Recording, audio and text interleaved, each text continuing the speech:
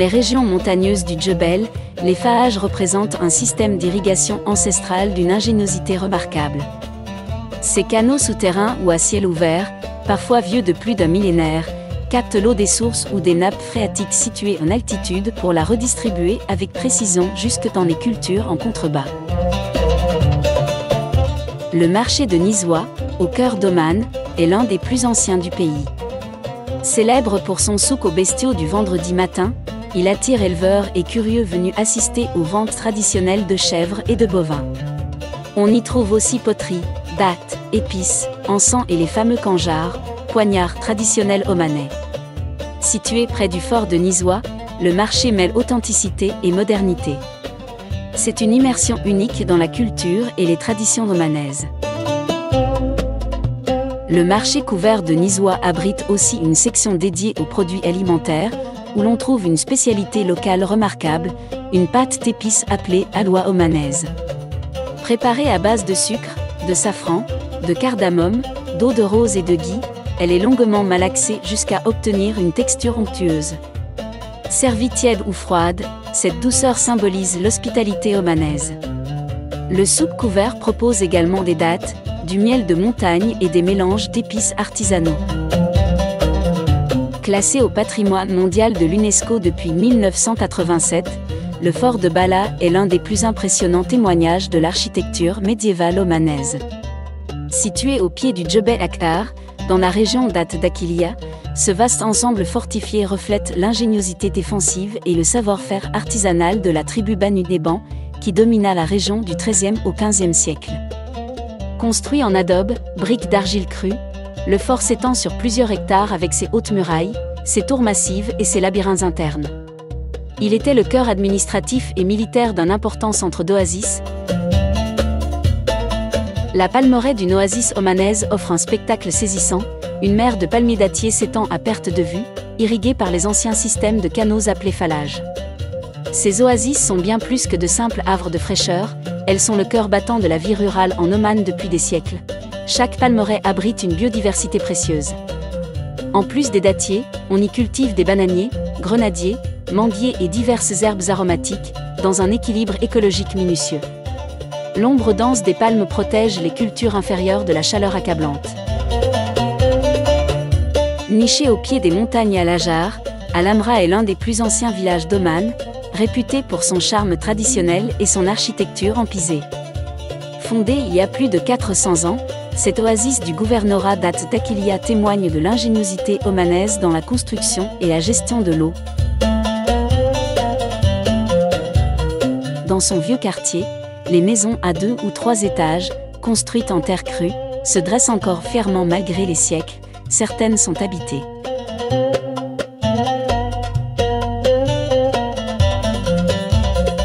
Un camp bédouin à Oman offre une expérience authentique au cœur du désert. Installé dans les dunes du Wahiba Sands, ce type de camp propose un hébergement simple, souvent sous tente traditionnelle. Les visiteurs peuvent y découvrir la culture bédouine, repas typiques autour du feu, récits du désert, observation des étoiles et balades à dos de chameau.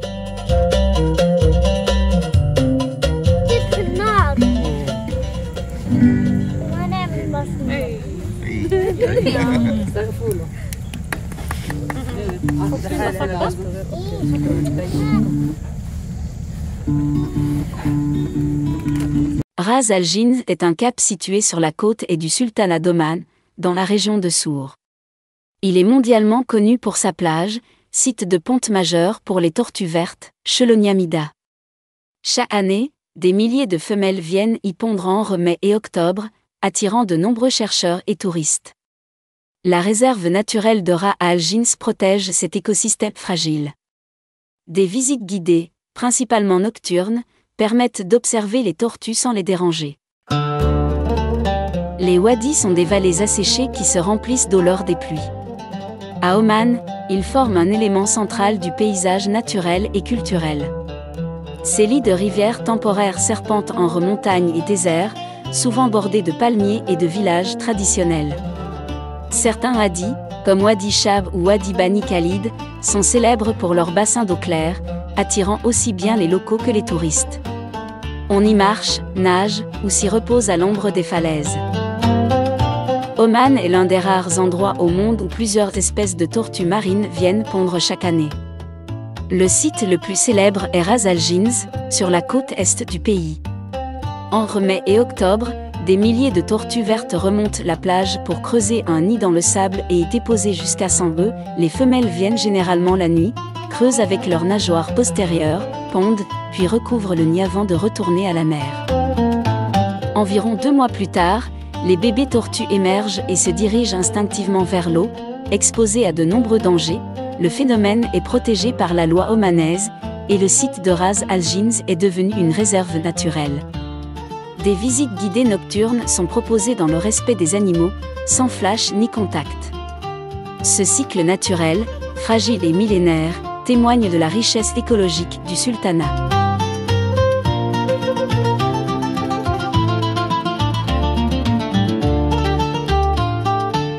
L'Opéra Royal de Mascate est le principal centre artistique d'Oman. Inauguré en 2011, il a été construit à l'initiative du sultan Al-Qaboos, passionné de musique classique. Le bâtiment mêle architecture islamique et modernité, avec marbre blanc, boiseries sculptées et équipements de pointe. Il peut accueillir environ 1100 spectateurs. La programmation est variée, opéra, ballet, concerts symphoniques, musique du monde et spectacles traditionnels.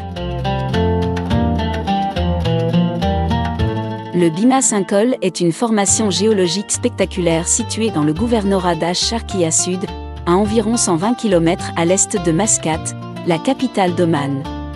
Ce cénote naturel, appelé localement Aviya Najem, s'est formé par effondrement de la roche calcaire, révélant un bassin d'eau turquoise alimenté par la nappe phréatique et les infiltrations marines.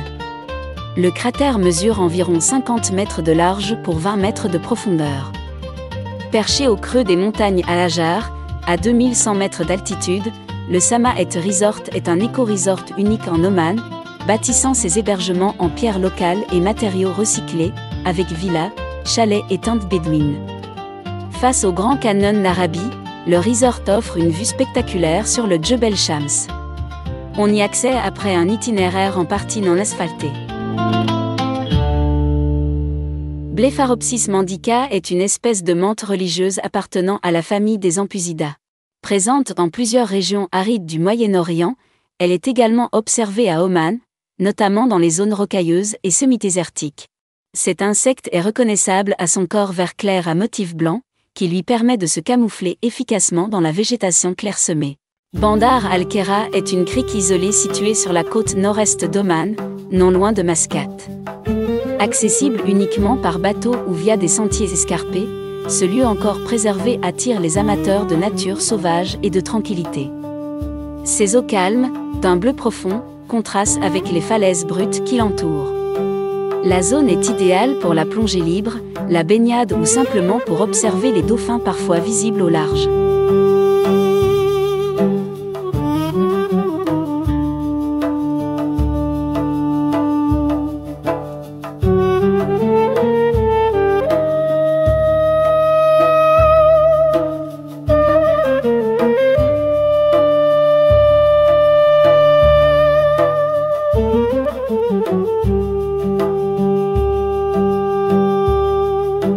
À Oman, le chant traditionnel Altagrouda est une forme d'expression poétique et musicale exécutée collectivement.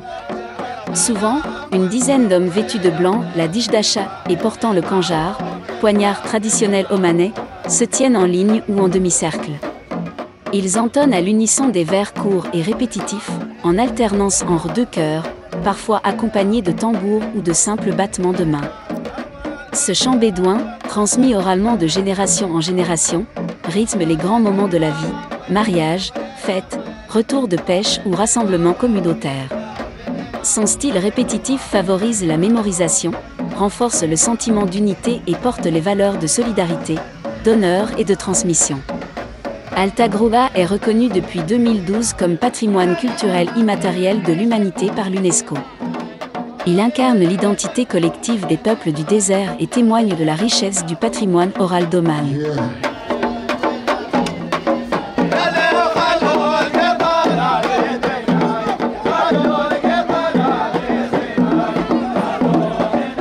Situé sur la côte orientale d'Oman, La ville de Sur est connue pour son riche héritage maritime. Historiquement, elle a joué un rôle central dans le commerce entre l'Arabie, l'Inde et l'Afrique de l'Est. Sur est surtout célèbre pour ses chantiers navals traditionnels, où l'on fabrique encore des dos voiliers arabes en bois selon des méthodes ancestrales. La ville offre un cadre paisible avec ses plages, son port naturel, et ses maisons blanches aux portes sculptées.